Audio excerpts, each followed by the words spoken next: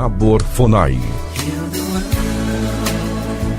Boa tarde, ouvintes. Estamos aqui neste domingo de sol, após a vitória da França sobre a Croácia. Torcemos para a Croácia, mas infelizmente não deu. Parabéns à França e parabéns à Croácia, que chegou em segundo lugar. Estamos abrindo o telefone do ouvinte porque estamos ao vivo. Quem quiser fazer perguntas sobre a medicina chinesa, acupuntura, é no 3171-0221 e no 3262-4490. E mais uma vez vamos responder as perguntas e já temos uma pergunta no ar. Por favor, coloque aí já. A ouvinte Marisa, da Vila Mariana, pergunta: como a acupuntura pode mudar o quadro de uma pessoa com narcolepsia? Bom, em primeiro lugar, o que é narcolepsia? Narcolepsia é uma patologia que leva o indivíduo a dormir, praticamente cair num sono profundo estando ele acordado. Por exemplo, ele está no ônibus ou no metrô e ele simplesmente adormece na posição em que ele está. Existe uma coisa que é muito característica da narcolepsia, que nós chamamos de sintoma patognomônico. O que significa patognomônico? Sintoma patognomônico significa um sintoma que é característico daquela patologia. Chama-se cataplexia, que é uma parada muscular em que ele fica praticamente paralisado por uma questão de segundos, então ele não mexe, não move nenhum músculo e dorme. Literalmente entra em sono profundo. Isso acontece por um desequilíbrio de neurotransmissores. E o que mais a acupuntura faz é liberar neurotransmissores. Então a acupuntura está muito indicada para esses casos, porque nós liberamos neurotransmissores do tipo endorfinas, encefalinas, prostaglandinas, substâncias P, que na corrente sanguínea fazem com que o indivíduo fique num sistema alerta e acordado. Muito bem, temos um outro ouvinte na linha? Por favor, pode entrar. Agora a Tereza Cristina de Vinhedo, ela pergunta: a acupuntura pode auxiliar no tratamento de uma pessoa com alcoolismo? Olha, alcoolismo é uma coisa que está ligada à deficiência do fígado. Ou seja, o fígado é fraco energeticamente. Como qualquer alimento para ser digerido necessita de muita energia, esse fígado não tem essa energia para a digestão adequada destes alimentos. Então, quando o álcool cai no estômago, ele se transforma imediatamente em contato com o ácido clorídrico do estômago numa substância chamada aldeído. E imediatamente esse aldeído se transforma numa substância chamada glicose. Então é uma fonte de carboidrato, de glicose imediata. Então o indivíduo ele começa a se utilizar cada vez mais do álcool para obter essa fonte rica de energia. Então ele fica mais forte, mais ágil, mais loquaz, parece que responde melhor e também fica o outro lado, mais agressivo, mais respondão, mais tudo. Então ele fica corajoso, ele cria coragem da onde ele não tem. Então o indivíduo passa a se utilizar cada vez mais do álcool. A mesma coisa acontece que nós podemos fazer com a acupuntura, como eu falei na pergunta anterior, porque nós vamos liberar neurotransmissores. Então o que acontece? Nós vamos dar a este indivíduo aquela força que ele não tem, que necessariamente ele tira do álcool. Nós podemos tratá-lo tonificando o fígado dele, melhorando as funções do fígado e fazendo com que ele obtenha da alimentação, acalmando o cérebro, o mental do indivíduo, porque ele precisa acalmar, ele precisa tirar essa ansiedade que o leva a beber cada vez mais. Então está extremamente indicado para pessoas alcoólatras. Agora, não pensem vocês que o indivíduo que bebe há tem esse hábito há 45 anos, que ele vai abandonar da noite para o dia. É muito difícil. E nós temos um lema no AA, que vocês sabem, que basta o primeiro gole. Então é muito difícil no sentido do indivíduo controlar a vontade, mas na realidade a necessidade estará diminuída, mas a vontade, o ato que ele está acostumado a beber, esse fica mais difícil para controlar. Nós temos outro ouvinte na linha, Jean? Vamos lá? Alô? Alô, boa tarde. Boa tarde. Alô, eu sou Fabiano Quirino, aqui de Maceió. Pois não, Fabiano? Sim. Eu sofro com a tendinite, eu sofro muito com a tendinite calcária no ombro direito. Eu estou prestes a começar um tratamento com ultrassom próxima semana. Como a acupuntura poderia me ajudar, por favor? Então vamos lá, Fabiano.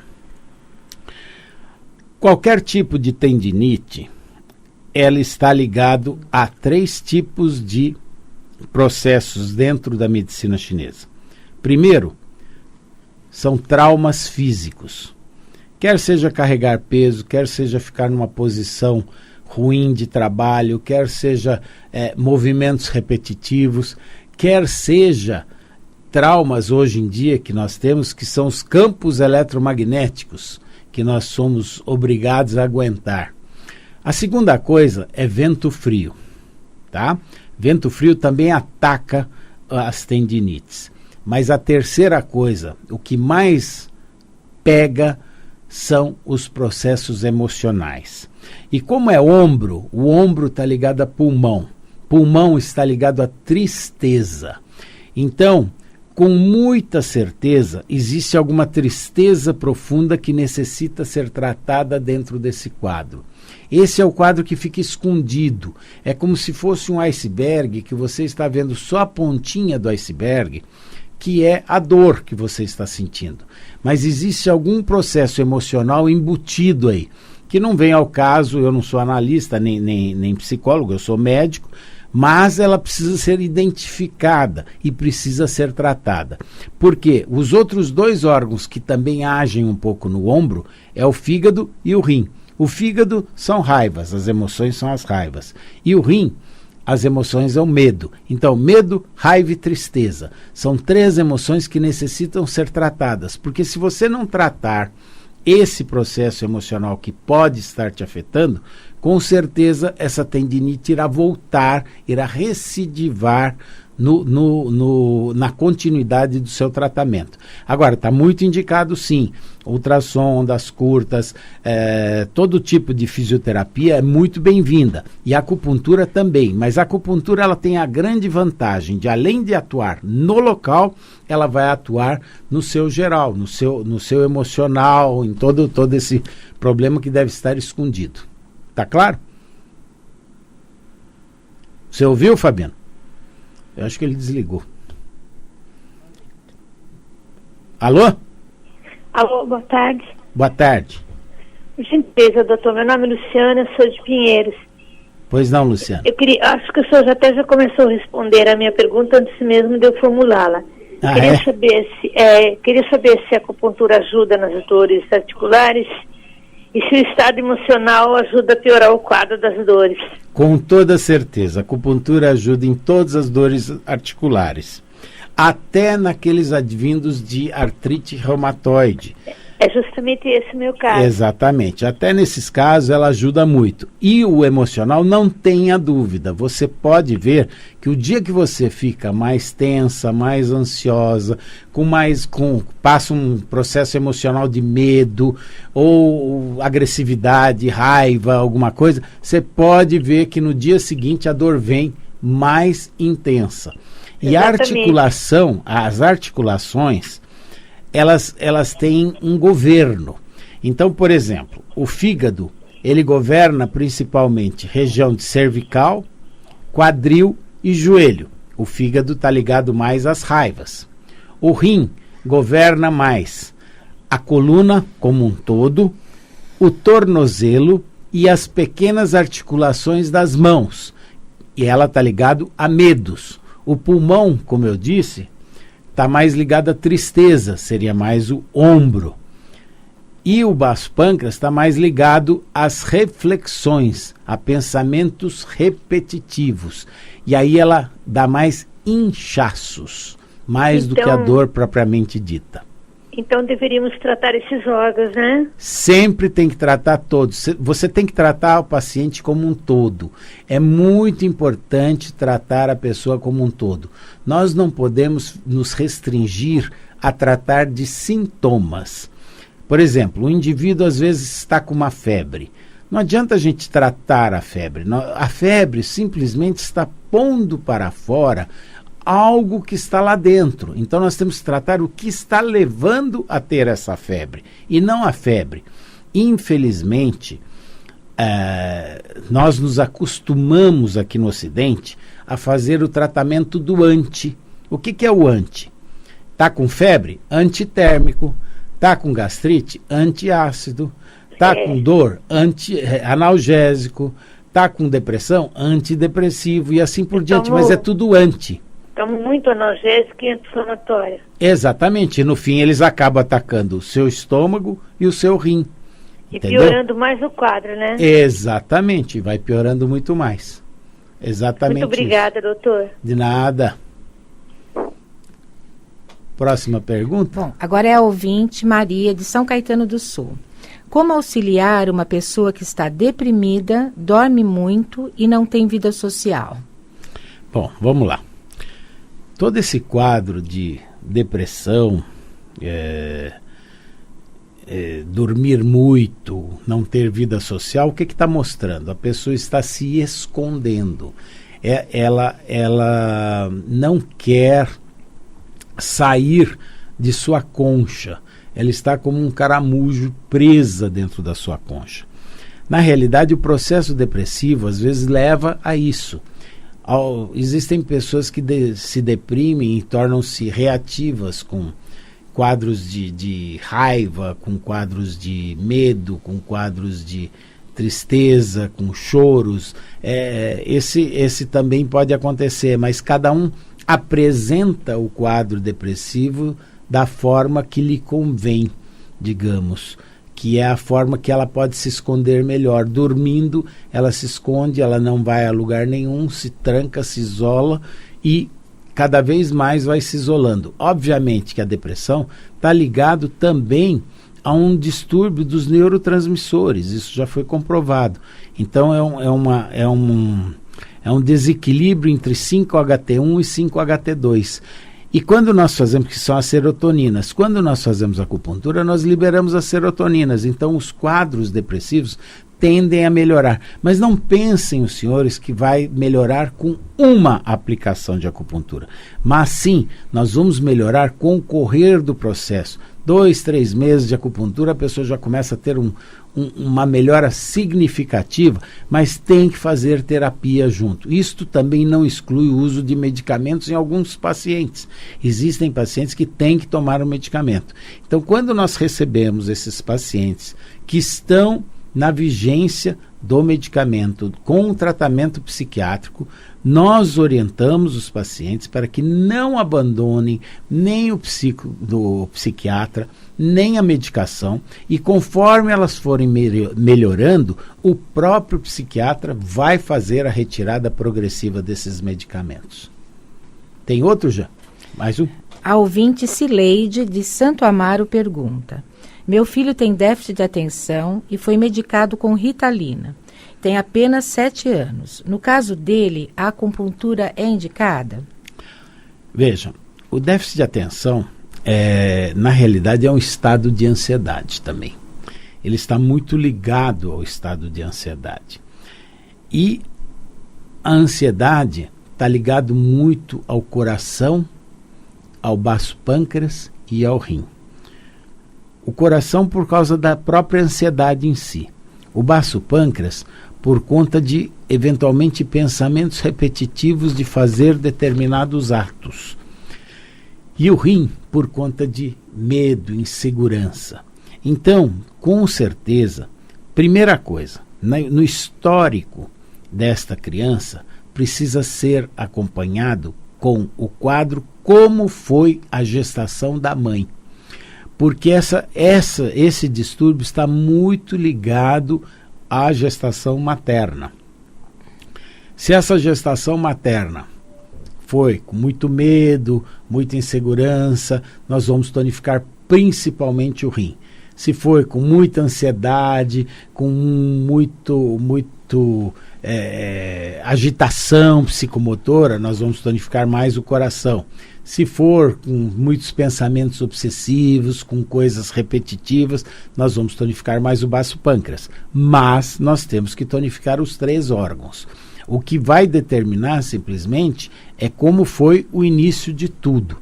Então é muito importante que a gente saiba como foi a gestação materna de todas essas crianças. E com a acupuntura, você pode ajudar muito as crianças. O grande problema é que existe um quadro psicológico de medo da agulha da criança.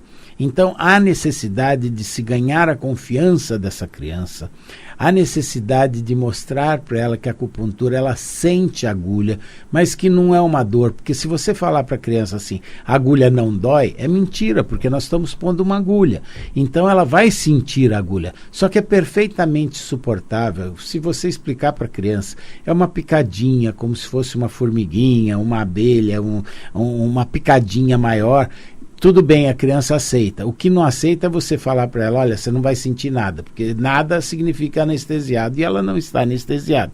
Então, ganhando-se a confiança dessa criança, eu sempre começo com 1, 2 agulhas, aí eu vou aumentando aos poucos, ganhando a confiança, e a criança vai sendo premiada pela mãe, quer seja com figurinha, com o que ela gosta, cada vez que ela põe uma agulha a mais. E ela ela chega já fala no consultório, tio, hoje são 5, hoje são 7, hoje são 9, e a gente vai aumentando de acordo com o ganho de confiança dessa criança. E elas melhoram uma barbaridade. Outra coisa que é muito interessante falar, porque muitas dessas crianças, elas têm um problema chamado enurese noturna, ou seja, elas fazem xixi na cama. E é muito interessante que essas crianças, elas querem se socializar, elas querem ir à casa dos amiguinhos, elas querem ir para acampamentos, e elas têm vergonha, porque elas fazem xixi na cama e não tem jeito de ir.